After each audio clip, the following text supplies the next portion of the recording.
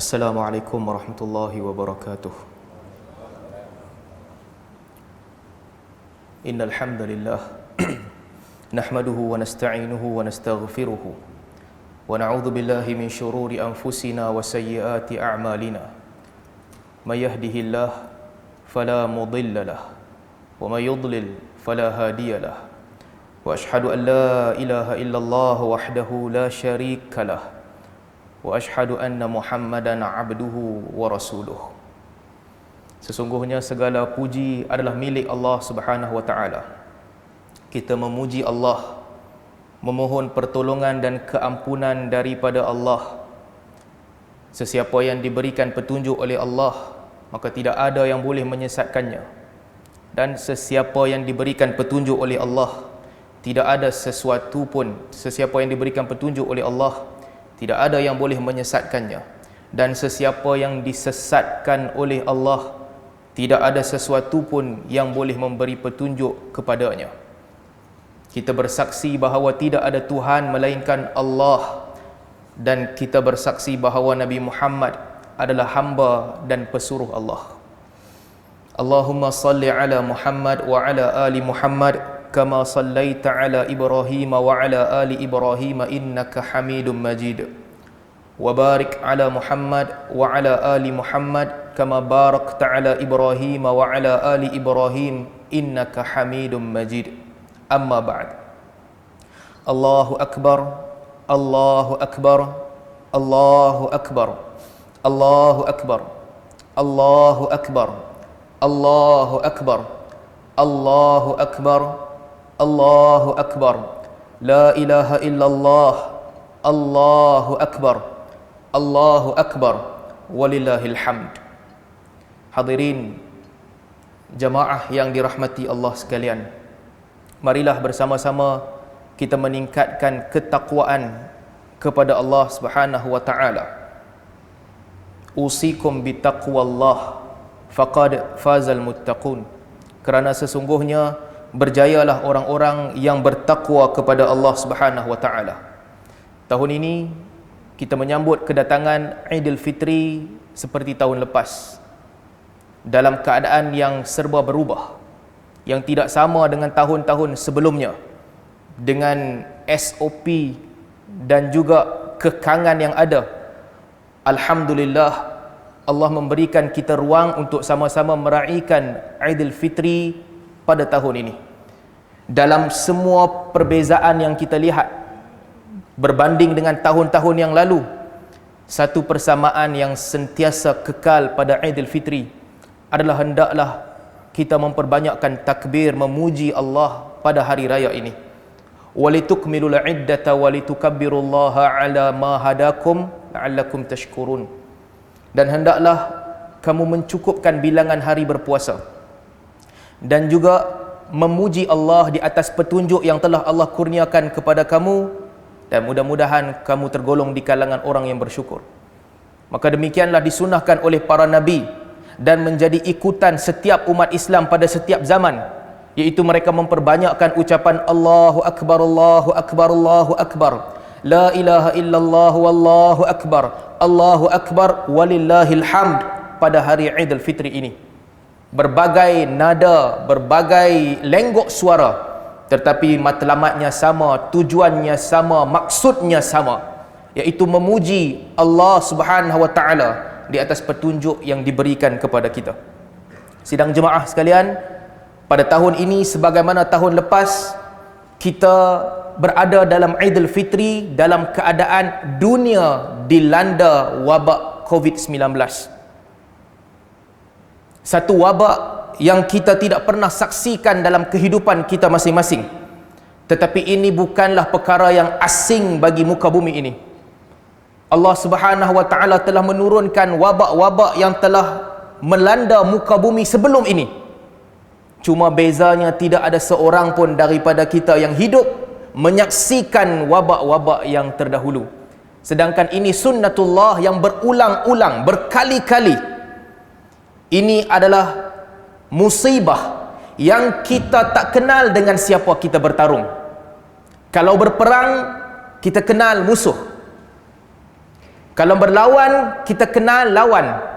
Tetapi wabak penyakit apabila melanda, ia mematikan jutaan manusia. Pandemik mematikan jutaan manusia dalam keadaan kita tidak sedar. Maka yang berlaku ini bukanlah keajaiban, tetapi kerana akal kita yang singkat, kerana umur kita yang pendek, kita menganggap ia satu keajaiban yang tidak pernah berlaku.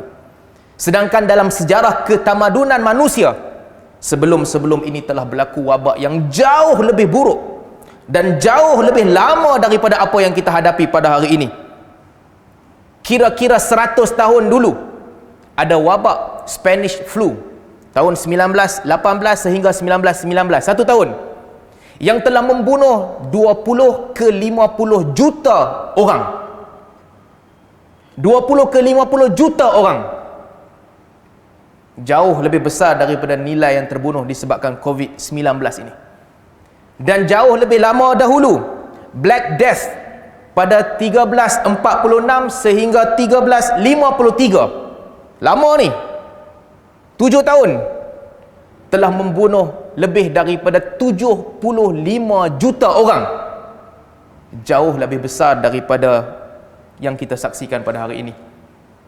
Dan di dalam sejarah Islam telah berlaku wabak di negeri Syam pada pemerintahan Saidina Umar Al-Khattab radhiyallahu anhu, yang mana pada tahun 17 Hijrah berlaku epidemik di negeri Syam, jangkitan taun di negeri Syam.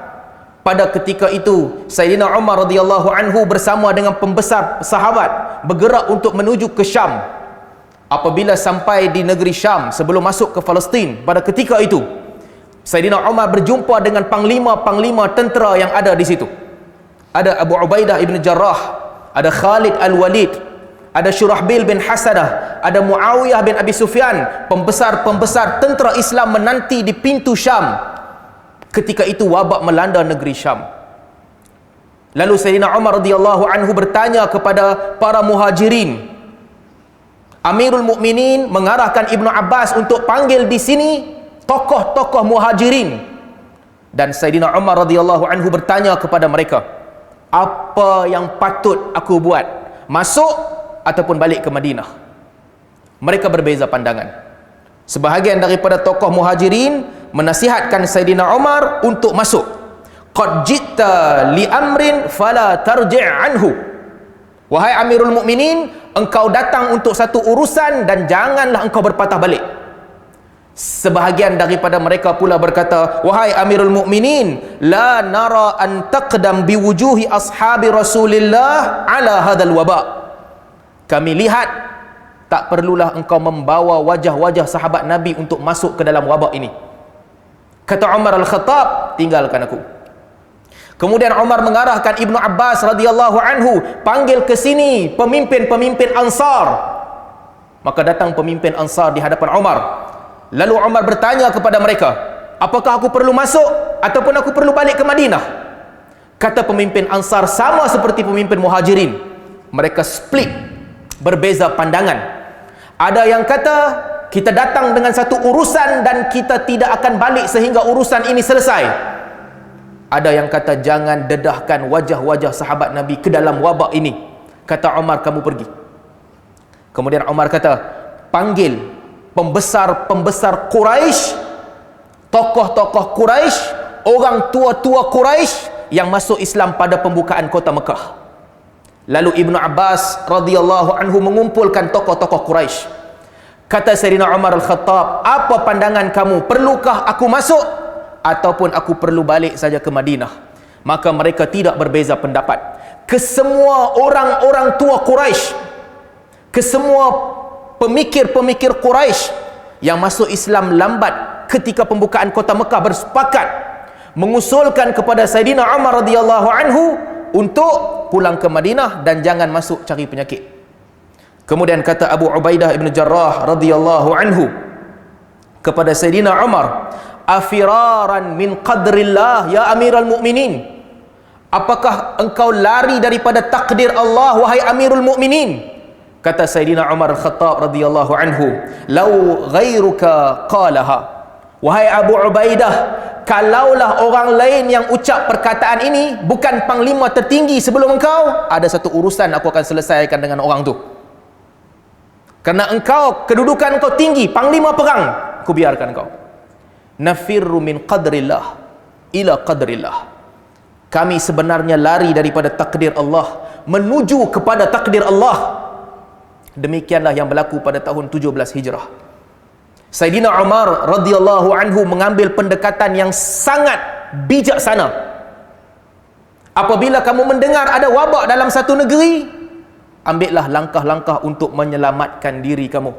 Janganlah masuk ke dalam negeri itu. Kerana menyelamatkan jiwa manusia adalah keutamaan. Kemudian datang Abdurrahman bin Auf radhiyallahu anhu. Lewat dia datang. Kata Abdurrahman bin Auf, aku mendengar ada hadis daripada Nabi sallallahu alaihi wasallam, "Idza sami'tum bihi bi ardin fala taqdumu alaihi." Kalau kamu mendengar wabak berada di satu negeri, jangan masuk ke negeri itu. Wa idza waqa'a bi ardin wa antum biha fala takhruju firaran minhu. Dan kalau dia menimpa satu negeri dan kamu berada di situ, janganlah kamu keluar untuk lari daripada wabak itu. Nabi sallallahu alaihi wasallam mengajarkan langkah-langkah mengawal tingkah laku manusia, mengawal pergerakan manusia, dalam masa yang sama mengawal penyebaran wabak penyakit. Pada tahun ke-17 Hijrah, kata-kata Nabi itu telah dilaksanakan atas kebijaksanaan para sahabat. Maka itulah yang kita lakukan pada hari ini. Allahu akbar, Allahu akbar, Allahu akbar. La ilaha illallah wallahu akbar. Allahu akbar walillahil hamd. Kita tak nampak wabak ini, tapi lebih dari 1000 orang telah meninggal dunia di negara kita. Berjuta orang telah meninggal dunia di seluruh dunia kerana wabak ini. Maka menjadi kewajipan untuk kita, kalaulah tidak kita sayangkan nyawa kita, hendaklah kita mengambil berat terhadap nyawa umat Islam dengan kadar yang minima mungkin. Kerana itulah kita solat dalam keadaan berjarak seperti ini. Kerana kita sedar, dengan berjarak, dengan memakai penutup muka, wabak ini tidak berjangkit dengan mudah. Maka dengan itu kita mengambil langkah-langkah ini. Kita datang solat jamaah, kita datang solat Idul Fitri, kerana ia satu tuntutan agama. Jangan lari kalau mampu. Maka kita terpilih di kalangan orang yang mampu datang ke sini. Dalam masa yang sama hendaklah kita mengambil berat akan langkah-langkah keselamatan. Kerana jangan sampai ada orang yang mati disebabkan oleh kita. Jangan sampai ada orang yang terkorban disebabkan oleh kita. Maka dengan itu ambillah langkah-langkah keselamatan. Wabak terdahulu melanda dan membunuh ramai orang. Pengetahuan manusia sangat singkat. Tetapi pada hari ini banyak yang boleh dilakukan. Ada vaksin, ada kawalan penyakit, ada sistem kesihatan yang sangat bagus. Maka ini semua mestilah dihargai oleh umat Islam. Itu tahun 17 Hijrah. Melangkah ke tahun 18 Hijrah, datang lagi wabak yang jauh lebih berbahaya dari itu di negeri yang sama, negeri Syam, iaitu wabak Amwas. Ia rentetan daripada wabak yang berlaku di Rom tahun-tahun sebelum itu. Dia panjang, bertahun-tahun. Apabila melanda negeri Syam, dan Sayyidina Umar radhiyallahu anhu melihat bahayanya wabak ini dan ramai orang yang mula tewas satu persatu, maka Sayyidina Umar radhiyallahu anhu memikirkan akan kepentingan membawa balik manusia yang paling penting yang tinggal di Syam. Kita tak boleh selamatkan semua orang. Kita tak boleh bawa semua orang keluar daripada Syam.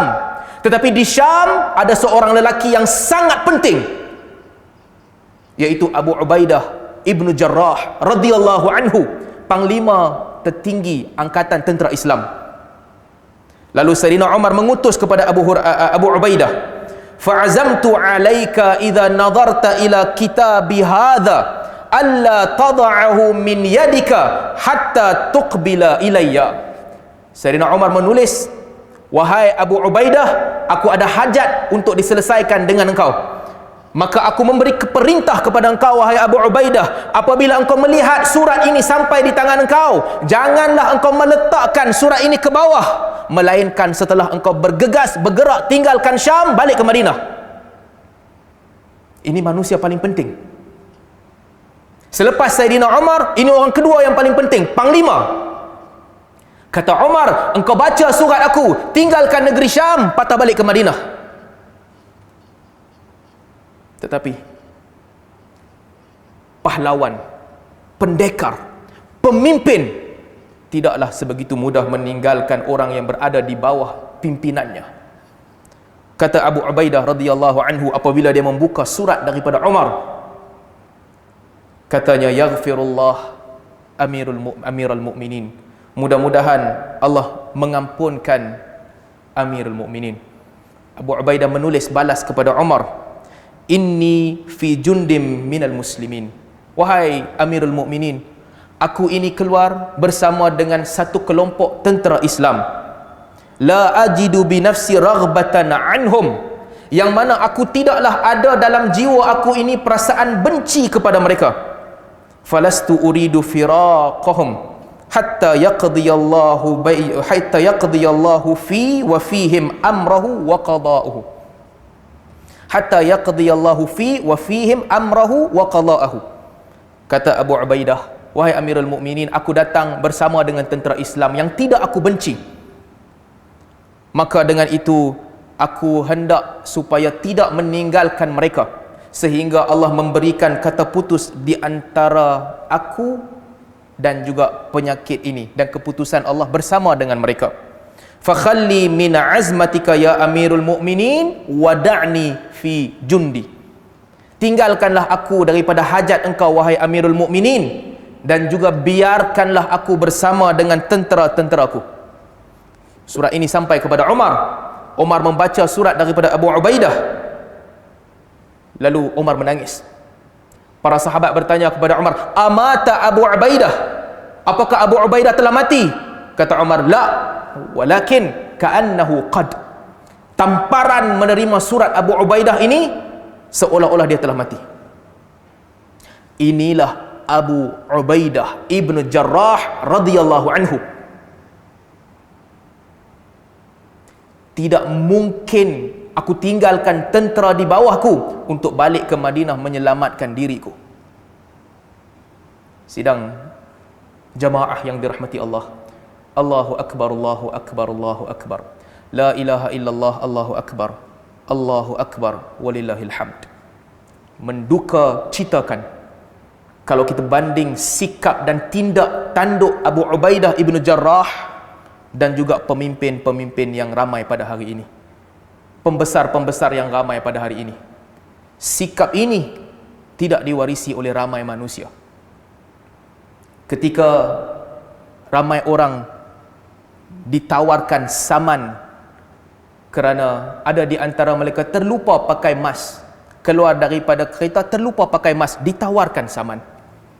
Dalam masa yang sama ada kelompok-kelompok atasan yang boleh berjalan di shopping mall bersama anak isteri tanpa pakai mask dan ambil gambar.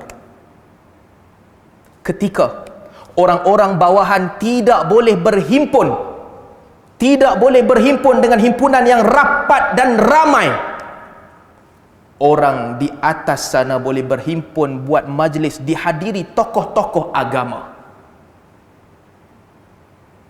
Ketika orang ditekan, diminta untuk kuarantin diri sendiri di rumah, orang-orang di atas sana keluar dan masuk negara dengan senang dan selesai. Bagaimana kita memikirkan untuk kawal tingkah laku rakyat kalau yang di atas sana menjadikan SOP mainan peribadi mereka?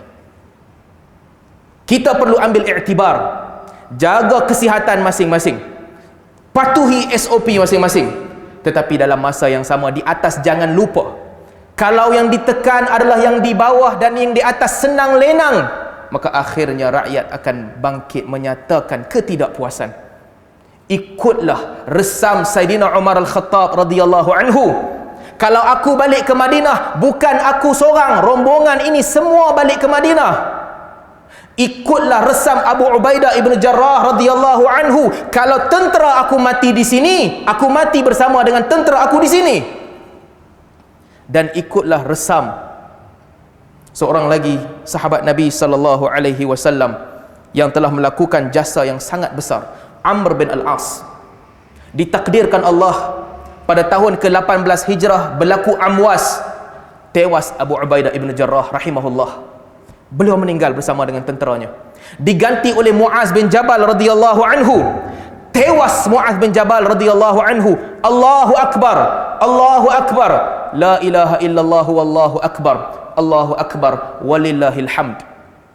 Kemudian pimpinan di negeri Syam diambil alih oleh seorang pemikir hebat yang bernama Amr bin Al-As radhiyallahu anhu.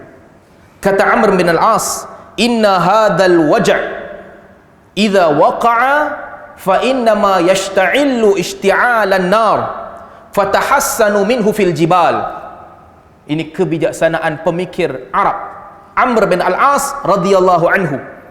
Katanya sesungguhnya penyakit ini apabila dia melanda, apabila wabak melanda, dia akan membakar sebagaimana api membakar. Api kalau jumpa bahan akan terus terbakar. Fatahassanu minhu fatahassanu ilal jibal. Hendaklah kamu semua menyelamatkan diri kamu. Fatahassanu minhu fil jibal. Selamatkanlah diri kamu, pergilah kamu ke bukit-bukit. Maka mereka pun berpisah sesama sendiri, menyelamatkan diri, menjauhkan antara satu sama lain, yang mana akhirnya Allah Subhanahu wa taala mentakdirkan wabak itu hilang daripada negeri Syam pada tahun 18 Hijrah. Allahu akbar, Allahu akbar, la ilaha illallah wallahu akbar, Allahu akbar walillahil hamd. Sidang Jumaah yang dirahmati Allah, suka juga saya pesan supaya kita mengenang dan mengambil iktibar akan peristiwa yang berlaku pada hari ini kepada saudara-saudara kita di Palestin. Ini masalah ummah yang kita perlu sekurang-kurangnya ambil tahu.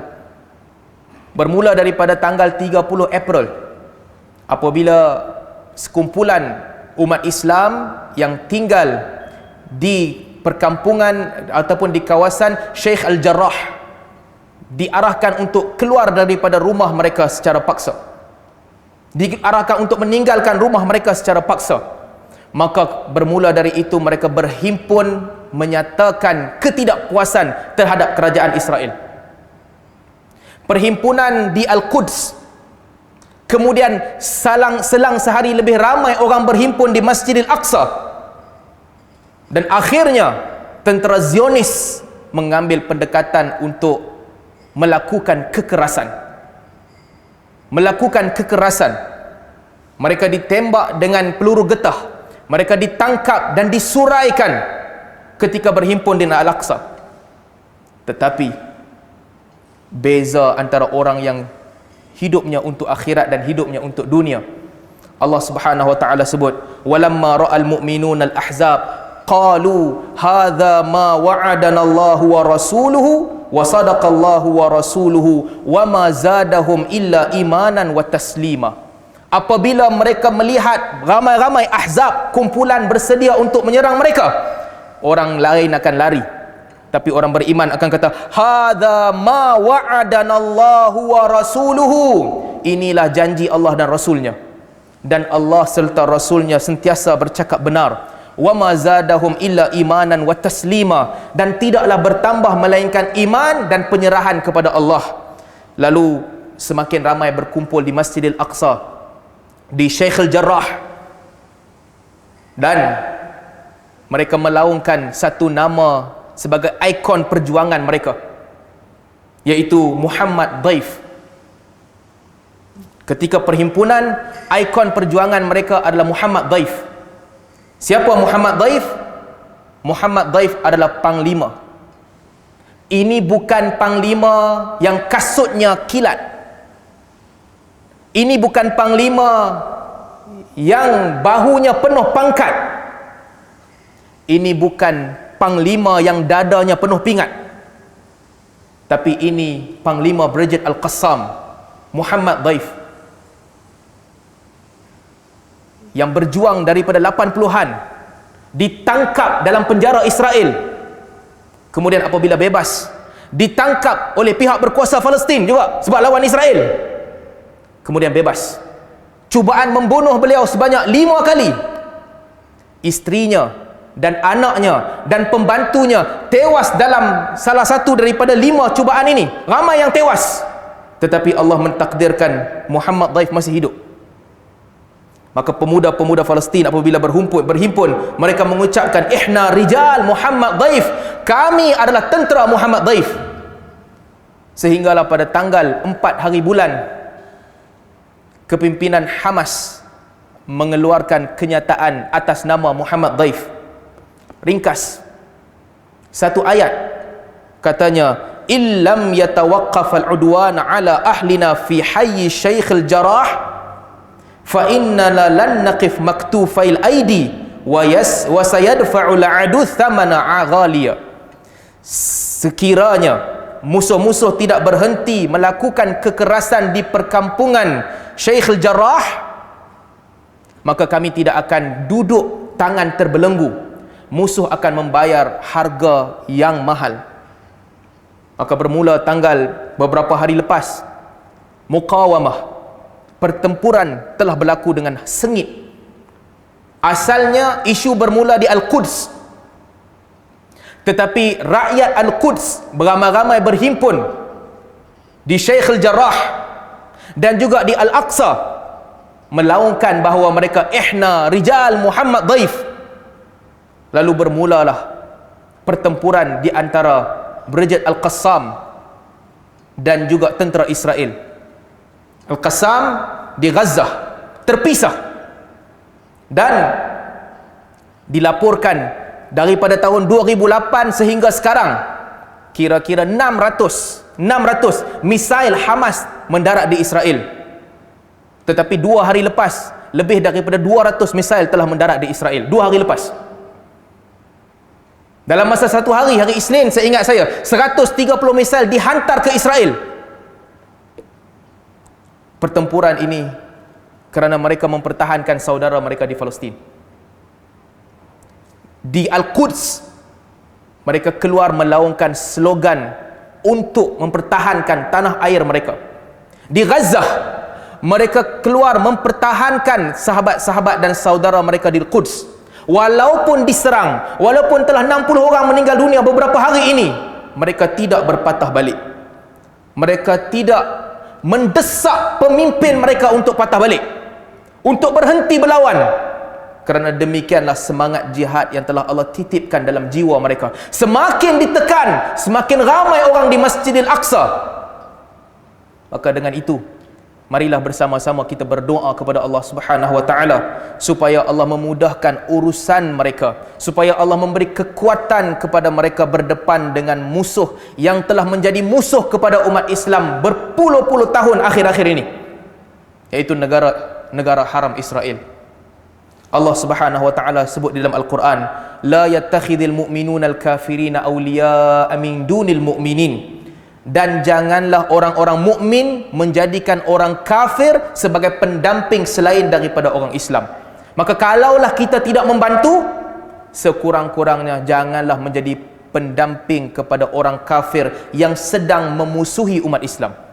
Allahu Akbar, Allahu Akbar, Allahu Akbar. La ilaha illallah wallahu akbar. Allahu Akbar walillahil hamd. Kita ada perbezaan pandangan sesama gerakan Islam, kita ada pendekatan yang berbeza, tetapi tidaklah wajar pada ketika ini peluru-peluru lidah kita dihalakan kepada kelompok-kelompok pejuang. Ini bukan masanya untuk bagi tahu kepada mereka, kamu tak betul Islam kamu, perjuangan kamu tak betul, akidah kamu tunggang langgang, tauhid kamu tidak sempurna. Ini bukan masa untuk itu. Ini masa untuk kita menadah tangan, berdoa kepada Allah Subhanahu wa taala supaya Allah memberi kemenangan dan memberi jalan keluar kepada umat Islam yang sedang ditindas. Kalau tak boleh membantu, janganlah dikritik, dimaki, dikutuk akan orang yang sedang berjuang, kerana takut-takut kita tergolong di kalangan orang yang menjadikan kufur sebagai pendamping. Takut-takut kita tergolong di kalangan orang yang menjadikan orang kafir sebagai pendamping dalam memerangi orang Islam. Ya ayyuhalladzina amanu la tattakhidul kafirina awliya'a min dunil mu'minin. Wahai orang-orang beriman, janganlah kamu menjadikan orang kafir sebagai pendamping untuk menentang orang Islam. Aturiduna an taj'alu lillahi 'alaikum sultanan mubina. Apakah kamu mahu menjadikan hujjah yang kuat ke atas kamu? Apakah kamu nak menjadikan ini, kamu ingin untuk menerima hujjah yang kuat, menerima satu keputusan yang jelas akan kesalahan kamu di sisi Allah? Janganlah menjadikan orang kafir sebagai pendamping apabila mereka menghancurkan orang Islam. Dengan segala perbezaan yang kita ada, sama-samalah kita berdoa, mudah-mudahan Allah memberikan jalan keluar kepada umat Islam yang ditindas, dan Allah memberikan kekuatan kepada mujahidin yang berlawan. Dua ini bergerak bersama. Keamanan kepada yang ditindas, subat, keteguhan kepada mujahidin. Hilang salah satu di antara keduanya, tempanglah agama. Mustad'afin, orang-orang yang ditindas perlu dijaga, mujahidin perlu didokong. Mudah-mudahan Allah Subhanahu wa taala membantu umat Islam. Allahumma ighfir lil muslimina wal muslimat wal mu'minina wal mu'minat al-ahya' minhum wal amwat innaka sami'un qaribun mujib da'wat wa qadiyal hajat. Allahumma ighfir lana ma qaddamna wa ma akharna wa ma asrarna wa ma a'lanna wa ma asrafna wa ma anta a'lamu bihi minna antal muqaddim wa antal muakhir la ilaha illa ant. Allahumma ansuril islam wal muslimin. Allahumma ansur jayshal mujahidin. Allahumma ansurna ala a'daina wa a'daika. Allahumma surna ala a'daina wa a'daika ya arhamar rahimin ya mujibas sa'ilin ya jabbar wa ya aziz unsurna alaihim. Allahumma inna naj'aluka fi nuhurihim. Allahumma inna na'udzubika min syururihim. Allahumma ihfazna, Allahumma ihmina. Allahumma inna nas'aluka ridha. Allahumma inna nas'aluka ridha wal afiyah fi umurina kulliha. Rabbana atina fid dunya hasanah wa fil akhirati hasanah wa qina adzaban nar. Amin ya rabbal alamin. Dengan itu, mudah-mudahan Allah membantu kita, memudahkan urusan kita, memberikan kepada kita yang terbaik, dan juga kepada seluruh umat Islam di mana sahaja mereka berada. Aqulu qawli hadha wa astaghfirullah li wa lakum wa lisairil muslimin. Subhanakallahumma wa bihamdik asyhadu an la ilaha illa ant astaghfiruka wa atubu ilaik. Assalamualaikum warahmatullahi wabarakatuh.